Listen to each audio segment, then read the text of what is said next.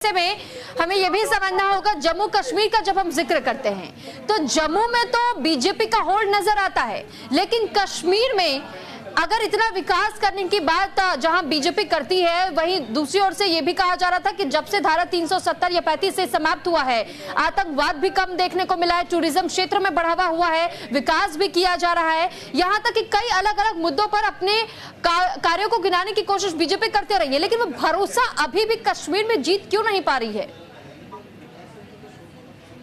देखिए, आपने बिल्कुल सही क्वेश्चन किया कि वो भरोसा कश्मीर में वोटों में कन्वर्ट क्यों नहीं हो रहा है। दो चीजें हैं। एक 1987 के बाद जिस तरह से यहाँ पर इलेक्शन में रिगिंग के आरोप लगे, वो उस समय की तब की सरकार जो केंद्र में राजीव गांधी की सरकार थी, और यहाँ पे अगर हम बात करें कश्मीर में तो फारूक अब्दुल्ला के साथ यही इसी तरह का प्री पोल अलायंस था। और उस समय ये कहा जाता था, हम आपको थोड़ा सा डिटेल जरूर बताना चाहेंगे कि सैयद सलाउद्दीन, जिसे आज हम लोग जानते हैं सबसे बड़े आतंकी हैं, वो हिजबुल मुजाहिदीन के चीफ है, पीओके में है, वो इलेक्शन में पार्टिसिपेट किया था। यासीन मलिक ने पार्टिसिपेट किया था। इसी तरह से तमाम जो बाकी लोग हैं, मुस्लिम यूनाइटेड फ्रंट यहाँ पर इन लोगों ने बनाया था और ये पार्टिसिपेट किया था। अगर मान लीजिए एक चौक पर 50 में से 45 लोग बोलते हैं हमने सईद सलाउद्दीन को वोट दिया, और फिर उसके बाद वहां पर जो नेशनल कॉन्फ्रेंस का कैंडिडेट है वो डिक्लेयर कर दिया जाता है, तो उस तरह का एक डेफिसिट गैप बन गया था, जिसके बाद यहाँ के युवा, आप जानते हैं, मैं बहुत ज्यादा हिस्ट्री में नहीं जाना चाहता, पार चले गए थे, गंज उठा लिया था, उसके बाद आजादी के नारे रहे, पत्थरबाजी रही। तो सबसे पहले मैं ये कहना चाहूंगा कि कश्मीर में जनता का विश्वास जीतने में अब काफी हद तक बीजेपी जो है वो आगे प्रोसेस में बढ़ी है, केंद्र सरकार बढ़ी है।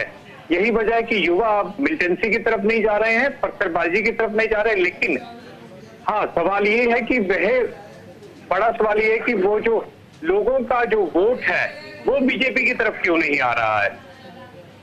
उसमें एक आप समीकरण समझना होगा। पूरे देश भर में अगर आप देखेंगे तो जहां जहां मुस्लिम डोमिनेटेड एरियाज हैं, वहां पर बीजेपी को एक हिंदू पार्टी माना जाता है। आप जानते हैं, आप हैदराबाद की बात कर लीजिए या यूपी के उन इलाकों की बात कर लीजिए, या फिर आप गुजरात के उन स्पेसिफिक इलाकों की बात कर लीजिए, वोट में कन्वर्जन बहुत ज्यादा जो है वो मुस्लिम डोमिनेटेड एरियाज में नहीं हो पाई है। और आज की डेट में पूरा कश्मीर प्रांत 95% मुस्लिम डोमिनेटेड है। तो ये एक अलग इशू आ जाता है जब इसे वोट कन्वर्जेंस के रूप से हम देखते हैं। लेकिन निश्चित तौर पर जो सत्ता की चाबी है वो कश्मीर के वोटों से ही निकलनी है।